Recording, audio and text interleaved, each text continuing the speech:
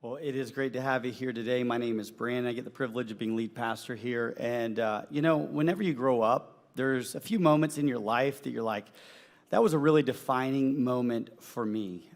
Maybe it was your 16th birthday and you got a vehicle for the first time and a new sense of independence. Or maybe you graduated high school, but you kind of look back and go, this was a major mile marker for me and my growth and development.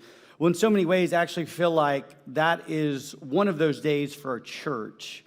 We've been around for about 7 years, and I think we're going to look back in 15, 20 years from now and go, do you remember Pastor Baton? Do you remember that commitment that we made before the Lord and our congregation, and the Lord stirred greatly? I think it's going to be a really special day. It already has been the first service. Clearly, the Spirit was moving.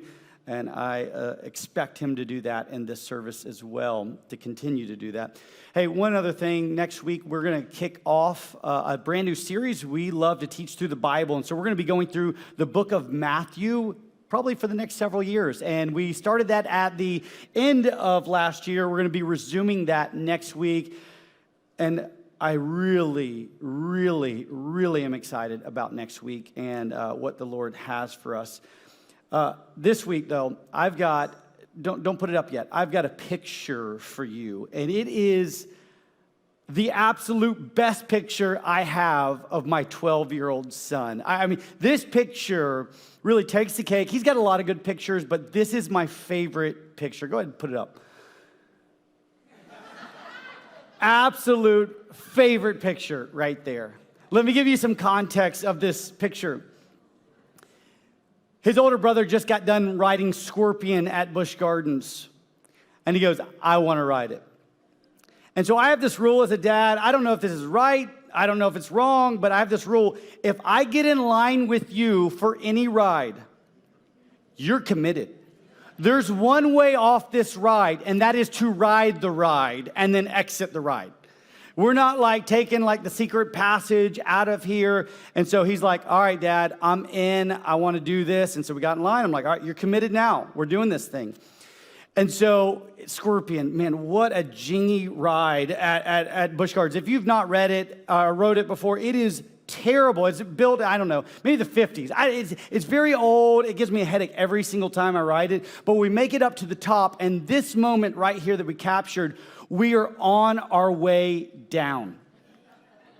And that look right there, it is both thrill and terror, right? Both of those are mixed in there. Now, what he did not know is he would pass out twice on the ride. Not kidding. The first time was the original loop that you go over, completely passes out. And then at the very end, it almost does this like toilet bowl thing where it sends you around and around. He would pass out again. Now, both times he would regain consciousness, laughter. Just complete laughter. So we get to the very end of the ride, and I'm a little nervous because I've never seen him pass out like that. And I'm like, my goodness. I'm like, what you think, buddy? He's like, that was awesome. And so, of course, the people at Busch Gardens lined up. They gave me a Dad of the Year trophy for allowing my young son to ride this. I'm just kidding. That did not happen. I didn't deserve a trophy that day. But what is really interesting is whenever we make a commitment, there is terror and thrill all wrapped into that. Any commitment we make, you experience both of those. And here's what I've learned about our culture. We are a commitment-phobic culture. I'm going to give you some stats here in a bit that just shows you in every arena of life, we are not a culture that likes to make a decision, a commitment. You know, decision literally means to cut off. And we don't like that at all. And so I'm going to read a passage from the Gospel of Luke where Jesus asked for a commitment, and I'm going to be really honest, it makes me uncomfortable. Jesus asked for such a commitment that it puts terror in my heart and thrill. Like I'm on the top of a roller coaster about to come down. I want to take you to Luke chapter 9, verse 57. And there's going to be 3 interactions that Jesus has with people that want to follow him. And just like they experience, I think we're going to feel a little uncomfortable about Jesus and his demands of following him. Verse 57. As they were going along the road, someone said to him, and this is to Jesus, I will follow you wherever you go. And Jesus said to him, foxes have holes, and the birds of the air have nests, but the Son of Man has nowhere to lay his head. To another he said, follow me. But he said, Lord, let me first go and bury my father. And Jesus said to him, leave the dead to bury their own dead. But as for you, go and proclaim the kingdom of God. And yet another said, I will follow you, Lord. But first let me say farewell to those at my home. And Jesus said to him, no one who puts his hand to the plow and looks back is fit for the kingdom of God. I read these, you read these, and they make us uncomfortable, these verses. I mean, truly. A guy says, Jesus, I want to follow you. Jesus goes, okay, well, if you're going to follow me, here's the cost of following me. You know, foxes, they have holes, that's their home. Birds, they have nests, that's their home. But I don't have anywhere to lay my head. And so to follow me, it may cost you everything that you deem comfortable and familiar. Follow me. Jesus, it seems like a reasonable request. This guy just wants to follow you. Can you give him like a slow on-ramp? And yet he goes, no. If you're going to follow me, you may have to say no to the thing that brings great comfort to you in this moment, familiarity, to follow me. It may cost you everything. There's another guy. He just walks up and goes, follow me. And this guy goes, okay, let me bury my father at first. I'll bury him and then I'll come follow you, Lord. Seems like a reasonable request, right? Just to bury his father. And then Jesus, you seem unreasonable. You go, wait, let the dead bury the dead? No, you go and you proclaim the kingdom of God. Jesus, that seems unreasonable to a reasonable request. Really, if you understand the culture here and what he's really asking, here's what he's really asking. He's saying, time. I'm not quite ready to follow you, Jesus. I just need more time. Maybe I need to get some things situated. Give me time. Here's how we know it's time. To bury somebody in this culture was about a year-long process. So even if his dad passed away on this very day, he would gather his father up, and this was a very honoring thing for a son to give a father a proper burial. He would bring him into the tomb, bound and wrapped up, much like Jesus. He would wrap him up, and they would leave the person in the tomb for about a year. And then after a year, they would come back, and there would just be bones remaining. They would take the bones, place them into a box, and bury them. And so really what this guy is asking for is time. And Jesus goes, you go now. Like now's the time to follow me. Not later, don't put this off, right now. Again, this makes me a little uncomfortable because he's asking for a decision now. There's a third interaction. The guy's like, hey, I'll follow you, but first let me go say bye to my home, my people. Again, it seems like a really reasonable request. And Jesus, you seem so unreasonable. You say, no, hey, nobody who puts his hand to the plow and looks back is fit for service in the kingdom of God. I've got this rule in my house. We have 2 boys now that are capable of mowing the yard. And so I will not hire a lawn service. They are fully capable of mowing our lawn, and so they will. It teaches them a lot, right? Saves me money, teaches them a lot. Now, sometimes I'll go out to the lawn that they've mowed, and I'm like, were you drinking heavily before mowing the lawn? Because, the lines are like this. There's large patches of grass that they miss. Because what happens when you have divided attention, right? You're pushing that lawnmower, and if you were to look somewhere else, what happens to that line? Well, the same is true for plowing. If you were attempting to plow, but you had divided interest, your line would be crooked, and it would mess up the entire field. So Jesus is essentially saying, you can't have divided interest when it comes to following me. I'm demanding wholehearted obedience and devotion when it comes to following me. If we could summarize one word that makes us uncomfortable about this passage, it is the word, you ready? Commitment. It makes us uncomfortable. Because the level of commitment that Jesus is asking of us seems too great. Right? The call was for a commitment to Jesus over comfort. A commitment to Jesus right now rather than later. A commitment that is wholeheartedly devoted to Him, not divided. And let's face it, that freaks us out. Because we are a commitment-phobic culture. I'm going to throw some stats out to you right now that will show you in nearly every arena of life, we don't like commitment.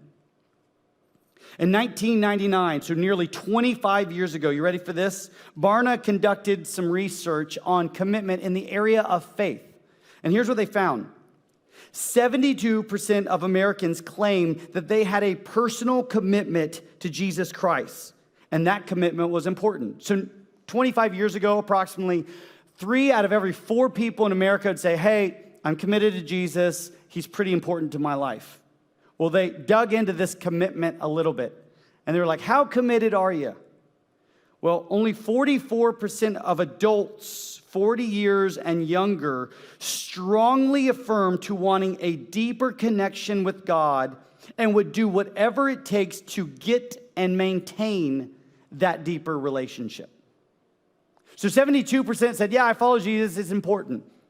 But only 44% of those 40 and younger say, I would do whatever it takes to draw near to the Lord and to maintain that. Well, that doesn't sound like commitment to me. They did find that, though, as they asked those that were older, if they asked boomers, 58% said, hey, whatever it takes, I'm willing to do it to grow. 63% of adults older than boomers committed to that. They also found this, that only 44% strongly affirmed their commitment to personally making the world better and the lives of others better. So what kind of commitment 25 years ago did we have to Jesus? One that said, yeah, it's important. I don't know if I'm willing to do whatever it takes. I'm not some kind of zealot. I don't want to get too radical with this faith stuff. And I can't really make the world a better place. This is how Barna basically summarized his findings. These figures emphasize how soft people's commitment to God is. Americans are willing to expend some energy in religious activities, such as attending church and reading the Bible, and they're willing to throw some money in the offering basket. Because of such activities, they convince themselves that they are people of genuine faith. And when it comes time to truly establishing their priorities and making a tangible commitment to knowing and loving God and to allowing Him to change their character and lifestyle, most people stop short. Some of you may have heard this quote before, but what one generation allows, the next generation embraces. 25 years ago, a mediocre faith, that was permissible. And now, 25 years later or so, it's embraced. A mediocre faith is what we need. I don't know how this aligns with what Jesus has actually called us to. There's another study. This is in the arena of work. It was called Generations at Work. Are there differences and do they matter? Here's the summary of what they found in 2011. They found that Gen X, people born between the early 60s and the early 80s, displayed less workplace commitment and a greater likeliness to quit than their baby boomer generation counterparts. Baby boomers, however, experienced greater job satisfaction. So let's put it this way. It's complex. The workplace is complex. Not judging anybody for finding a new job, but what they found in 2011 is if there was a greater commitment to the workplace, they were more satisfied in the workplace. Pew Research in the area of families. Here's what they found. In 1960, some 5% of births were to unmarried mothers. 5% in the 1960s. That number rose to 11% by 1970, and by 1990, it jumped to 28%. By 2000, the share of births to unmarried mothers was 33%. Went from 5 to 33 in just 40 years. And since 2008, it has remained at 41%. 4 out of every 10 kids born are to unwed mothers. And this is the result. These stats are from the CDC, Department of Labor, USDA. Here's what it's essentially established in our culture. There's 11 million single-parent families. And nearly 80% of these are headed by single moms. 23.4 are living in poverty. 24.3 are food insecure. 29% were jobless for the entire year, and 62% received food stamps. So our lack of commitment to family has resulted in poverty, being food insecure. Cleveland Clinic, they actually have diagnosed our issues with commitment in terms of marriage, and they call it gamophobia, a fear of commitment or marriage. And this is what people who have this fear, this is what they experience. They're unable to form lasting, intimate bonds. They experience extreme anxiety when in a relationship and constantly worry about the relationship ending. They feel anxiety when they see a happily committed couple, and they push people away or end relationships abruptly. So let me synthesize this lack of commitment for all of us so we're all on the same page. A lack of commitment in life, this is what it does. It cultivates a mediocre faith, workplace dissatisfaction, broken family units, poverty, surface-level relationships, paralysis in decision-making, and anxiety. That's what being commitment phobic leads to.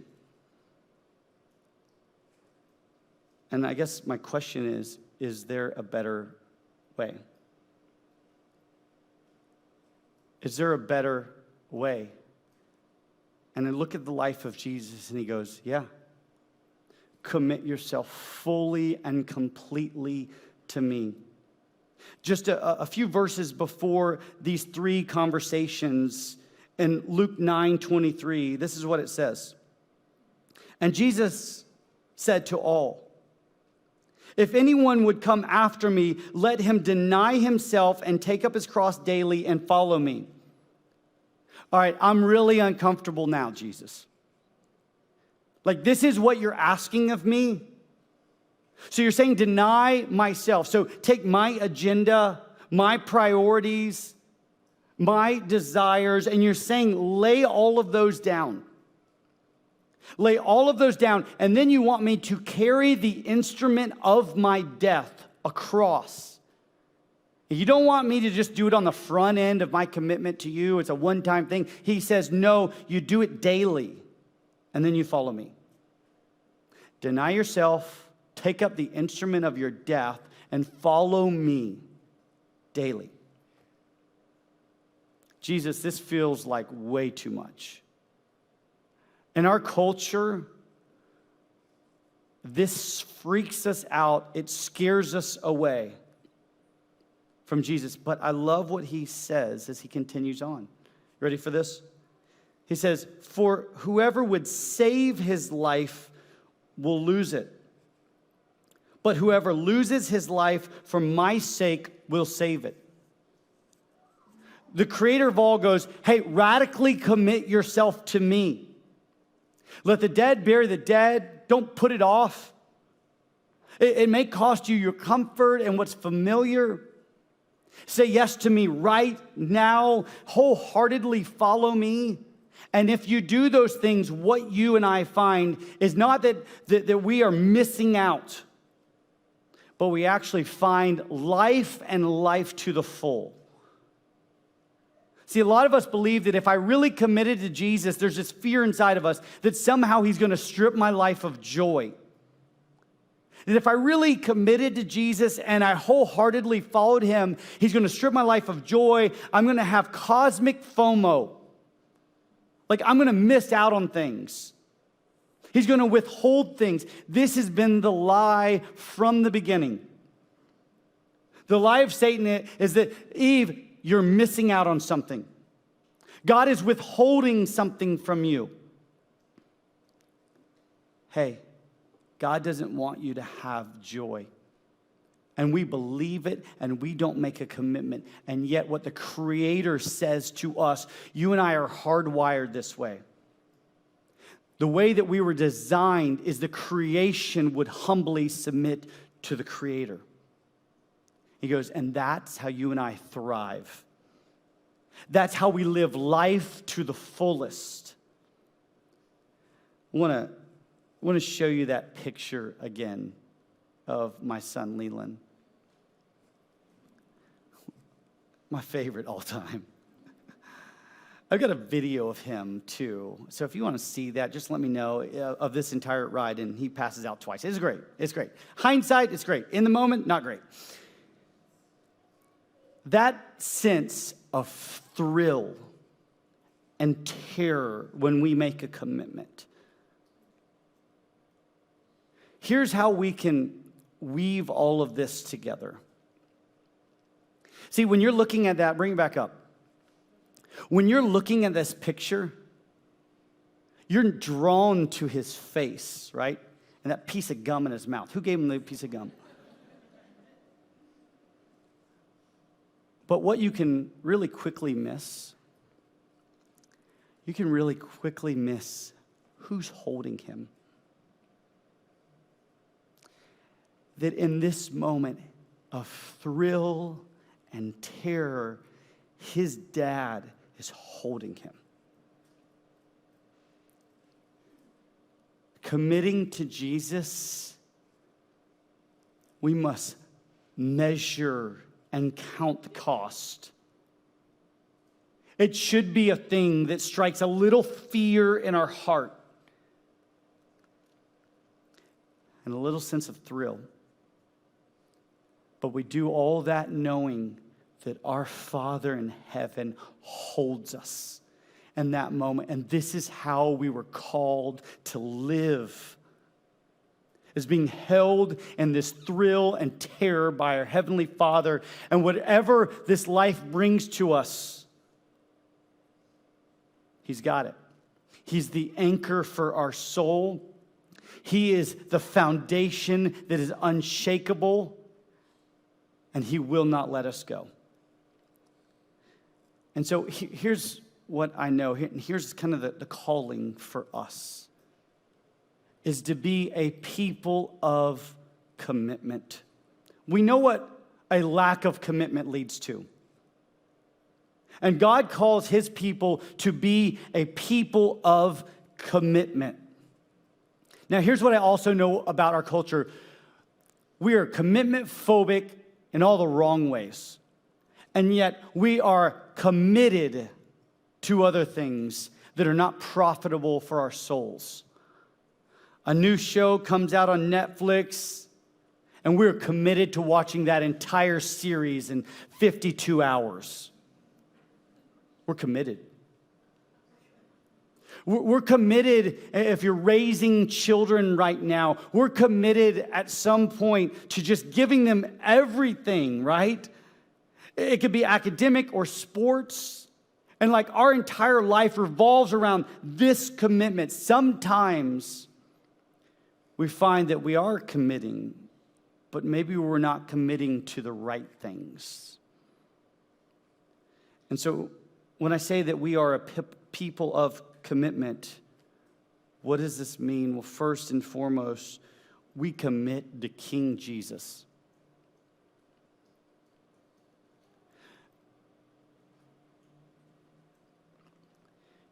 You and I can commit to a campaign. You and I can commit to passing the baton. And if it's without King Jesus, it means nothing. See, this is the foundation of our lives. We are radically committed to King Jesus. He goes, hey, foxes have holes. Birds of the air have nests, but I have nowhere to lay my head. And we're like, Jesus, if you hold me, you could strip away what's comfortable and familiar and I'll go. He's like, hey, let the dead bury the dead. And you're like, Jesus, if you hold me, I'll follow you right now. But you can't leave me. There's moments where the people of Israel, they're like, Lord, if you don't go before us, we're not going. If you're not behind us, we can't go anywhere. We need you. And the Father promises never to leave us or forsake us. And so if we're not radically committed to King Jesus, the rest is meaningless. No, we say, yes, Lord, wherever you call, I'll go. You are the anchor for my soul. You are the bedrock of my life. You are the foundation in which I build everything else on. And second, we commit to passing the baton. The foundation is King Jesus. We're radically committed to him. And then we know our sacred responsibility is to what? Pass that baton. To give it to the next generation. Our holy duty and task is what? Is to make disciples of our little ones. And so we are committed to that. I think this is one of those series and those moments again in our life that we'll look back in 15 years and say, it shaped us. It changed us.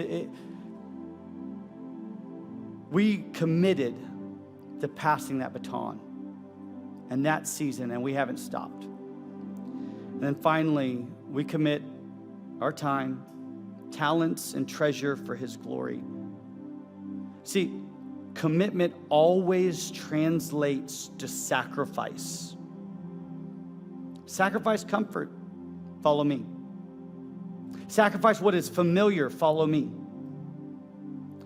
Sacrifice whatever your plans were over the next year and follow me now. And it's all his anyways, right? Like we could say sacrifice our time and talents and treasure, but here's the thing. The Lord gave me and you breath today, and that is a gift from God. It's his breath in our lungs. And the reason why we woke up today is because he is sustaining us. The talents that we have, I didn't choose when I was a child how I would be gifted and wired. No, he gave that to me, and he gave it to you as well. The stuff that we have, the treasure, it's not ours. No, he entrusts to us what we have. I'd like to say I have a home and a car and a bank account, but in reality, it's the Father's. And he's just entrusted this to me. And so we're so committed to King Jesus that we're going to pass the baton, and it is going to translate itself out into we make sacrifices. We just do. And all of this, friends, it's going to find its root in God's commitment to our salvation and reconciliation. Romans 8:32, the first part says this: He who did not spare his own son. Let me read that again. He who did not spare his own son, but gave him up for us all. Like, that's how radically God is committed to our salvation, that it would cost him his son.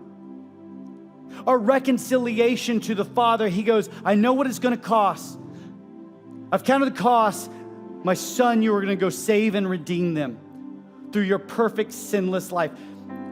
This feels totally unreasonable to me. It would also say in Romans, scarcely would somebody die for a righteous person, but how many of us would die for a natural-born enemy? And yet God sacrifices that which is dearest to him, his son, for enemies and rebels like me and you who have run from him. So unreasonable. I've been listening and being influenced a lot by a pastor up in New York City. His name's John Tyson, and lately he's been talking a lot about being unreasonable. You know, the best moments in our life are often these moments of just being unreasonable.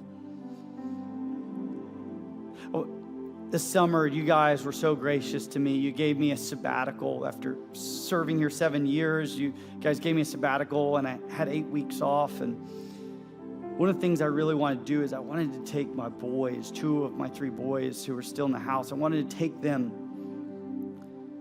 on an unreasonable trip. And so we went out to Colorado, and we stayed in the middle of nowhere, and we did guy stuff. We fished, and we shot guns, we chewed tobacco. I'm just kidding, we didn't do that. We went on hikes, and one day we went on this one hike. And throughout the course of the trip, I'd given them little gifts. I'd given them a little book, and they weren't excited about a book. I gave them a journal, and they weren't excited about a journal. I gave them the Braveheart DVD. We watched Braveheart. We fast-forwarded some scenes, okay, so don't judge me. I feel your judgment stares right now.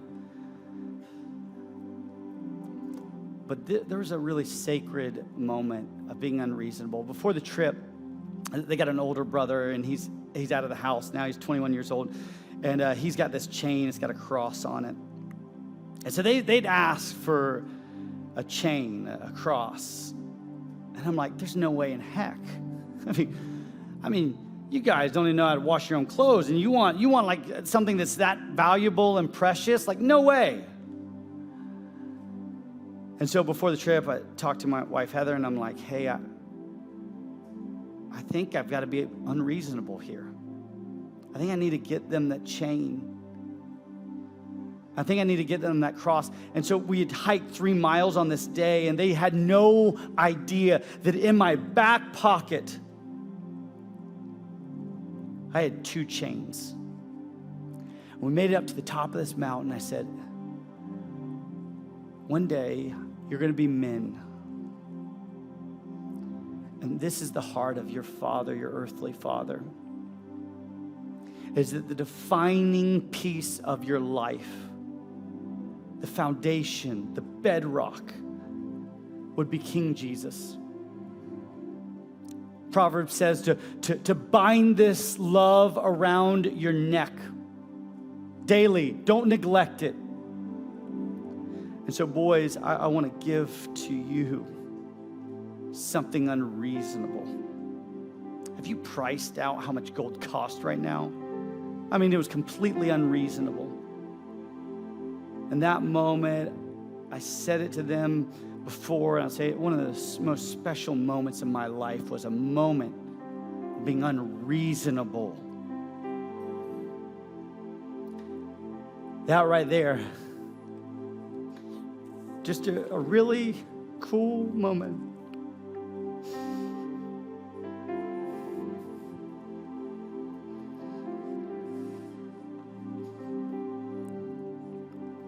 Friends, God doesn't call us to a reasonable life.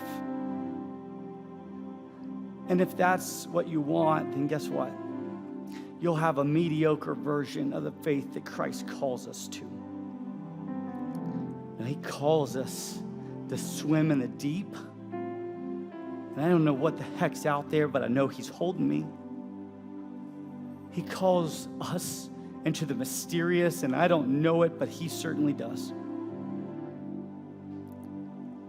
I feel like this is one of those moments where we are unreasonable. And we make a declaration. We put a flag in the ground and say, Jesus, King Jesus, we are committed to you. The Lord is stirring something. It feels like he's stirring something maybe in our nation and certainly in our leadership right now and in our church. And again, let's not quench that with reasonableness. Let's fan that with a radical commitment to him.